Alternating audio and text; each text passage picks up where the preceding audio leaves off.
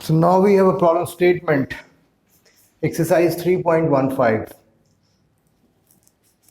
6 lead acid type of secondary cell, each of EMF 2 volt and internal resistance is 0.015 ohm, are joined in series to provide a supply to a resistance of 8.5 ohm. ठीक है, इसको थोड़ा सा pictorial representation देते हैं and let's try to understand in a better way manner. तो मान लिया ये एक सेल है, इसके बीच इसका ईएमएफ है 2 वोल्ट और इसकी इंटरनल रेजिस्टेंस है 0.015. फिर एक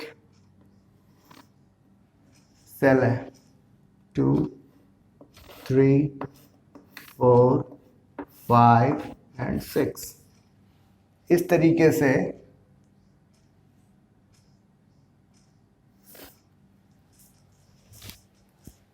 one two three four five six cells हैं, इनको मिला के एक बैटरी बनाई गई. अब सभी ये सारे सीरीज में कनेक्टेड हैं तो इनके जो पोटेंशियल है वो ऐड हो जाएंगे. तो इसका इक्विवेलेंट पिक्टोरियल रिप्रेजेंटेशन हम ऐसे कर सकते हैं जिसमें इसका पोटेंशियल क्या हो जाएगा, 2 volt 6 times of 2 volt, it comes out to be 12 volt. और इसकी इंटरनल रेजिस्टेंस जो है, इसकी इंटरनल रेजिस्टेंस जो है वो R, वो क्या है 0.015 इंटू 6.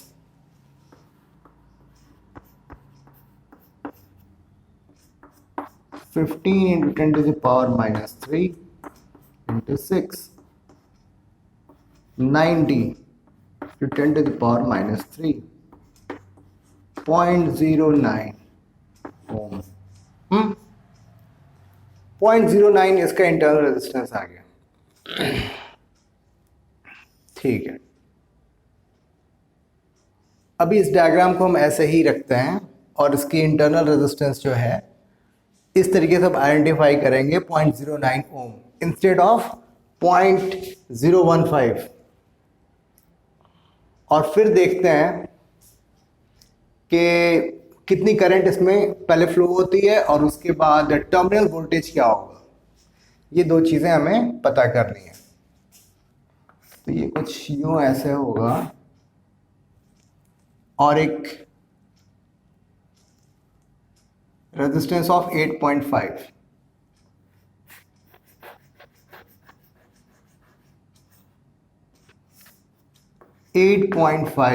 ओम है और 12 वोल्ट बैटरी हो गई जिसकी इंटरनल रेजिस्टेंस 0.09 है. तो ठीक है, 12 वोल्ट और उसके बाद जो ड्रॉप होगा इंटरनली वो कितना होगा, I इंटू स्मॉल r, इतना ड्रॉप होगा. यानी इफेक्टिव इसकी जो वोल्टेज हो जाएगी वो 12 वोल्ट माइनस IR हो जाएगी. ठीक, एक्चुअली वही इसकी टर्मिनल वोल्टेज भी होगी जिसके बारे में हम बाद में बात करेंगे, प्रॉपरली इलैबोरेट करेंगे. Plus IR is equal to 0. I am so sorry guys, minus ना ये ड्रॉप होगा यहाँ पे. ये लूप्स लॉ हम लगाएंगे तो ये जो वोल्टेज है इतना जो ड्रॉप होगा वो इसमें होगा और इस तरीके से किरचॉफ्स लूप लॉ फॉलो होगा. तो इसका मतलब ये हुआ कि 12 volt is equal to I R plus R 8.5 प्लस 0.09 आई की वैल्यू क्या आ रही है 8.59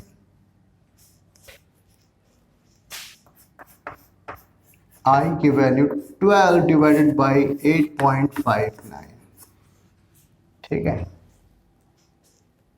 आप देखो अगर ये 8 होता ना 8 तो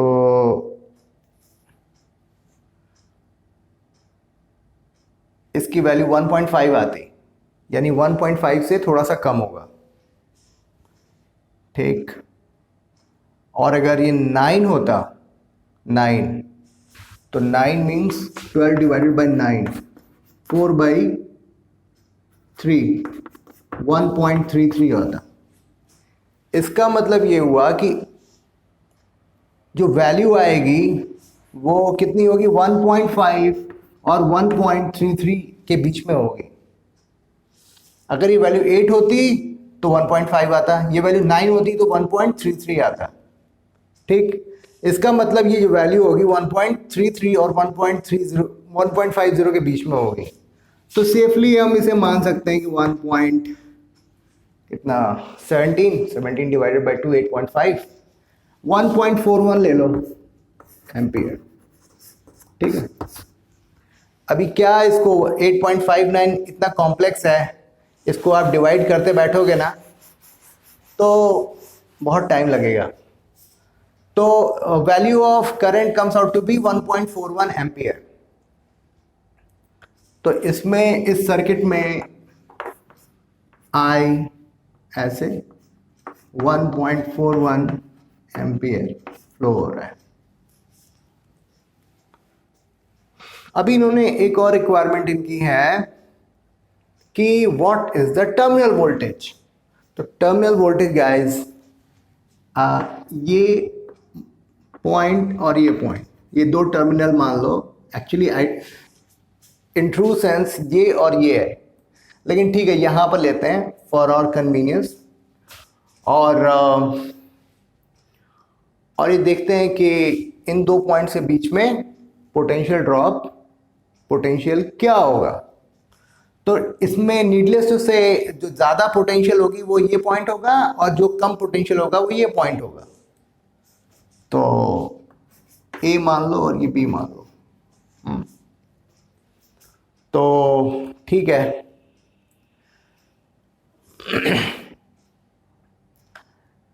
इन सारे सेल्स में जो इंटरनल रेजिस्टेंस है उसमें ड्रॉप होता जाएगा। Second part of the problem minus I R minus I R minus I R minus I R minus I R 1 2 3 4 5 minus I R. ये जो इंटरनल ड्रॉप्स इसमें होते जाएंगे। और ये जो पॉजिटिव टर्मिनल पर जो वोल्टेज है वो क्या होगा, वो 2 है +2 +2 ठीक है, ठीक है ना।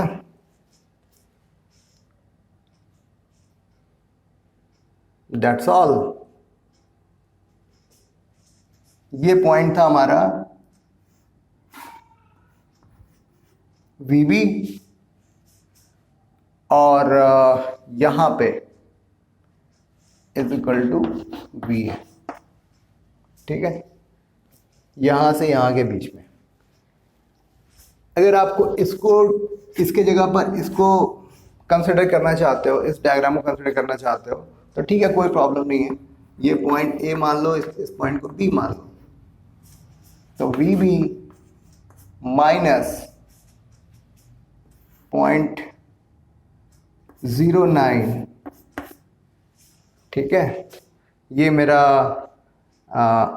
R की वैल्यू हुई और I की वैल्यू कितनी है 1.41।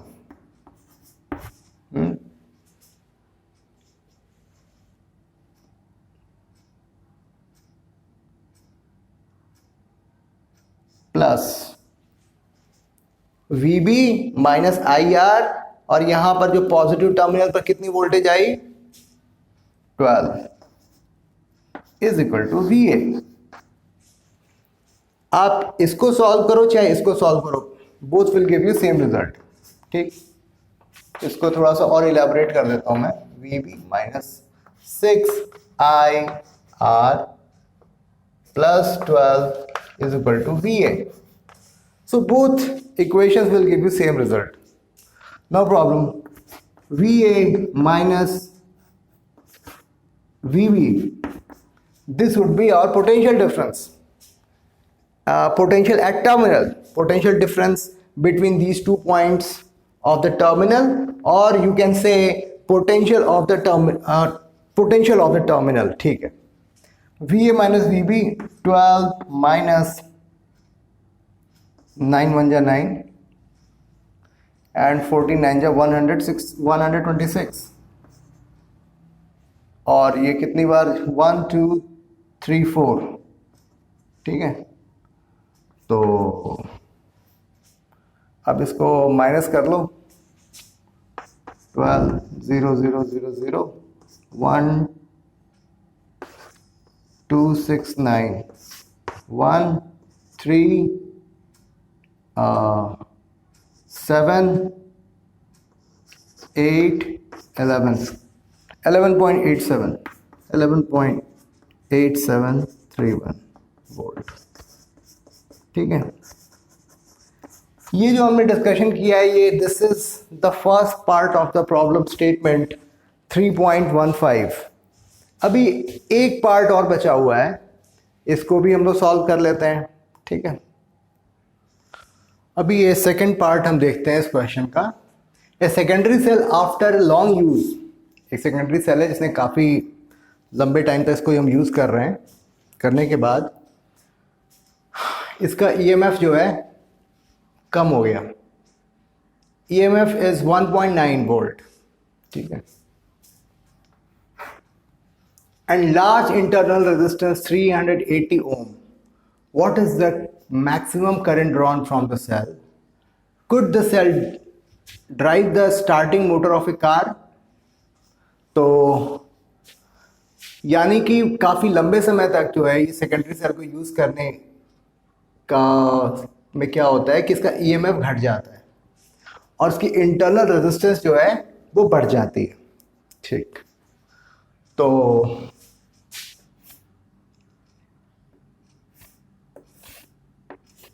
इसके इंटरनल रेजिस्टेंस को मान लिया ऐसे रिप्रेजेंट कर देते हैं। ठीक, और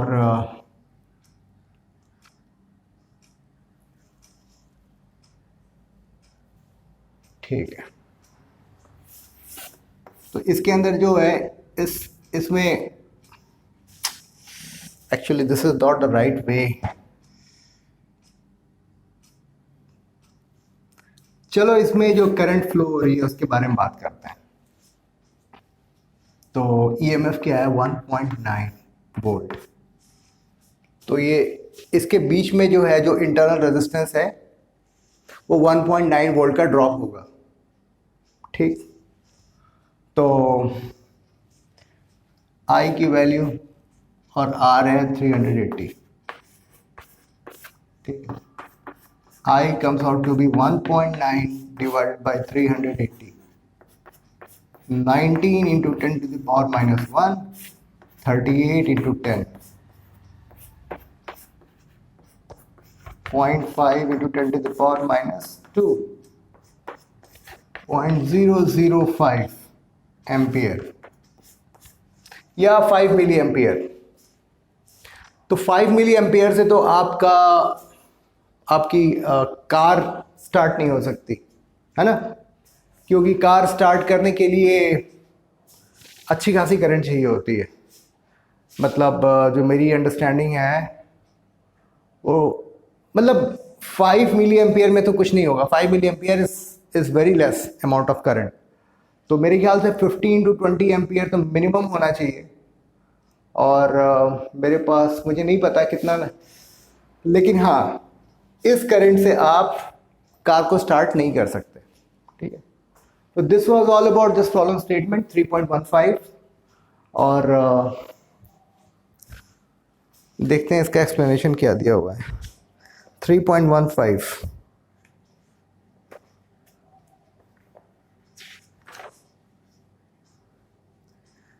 हाँ 5 मिली एम्पियर है और it is impossible because the starter motor requires a large current approximately 100 ampere. Okay, 100 ampere means it is a significant amount of current. ठीक है, so thank you. This was all about problem statement 3.15.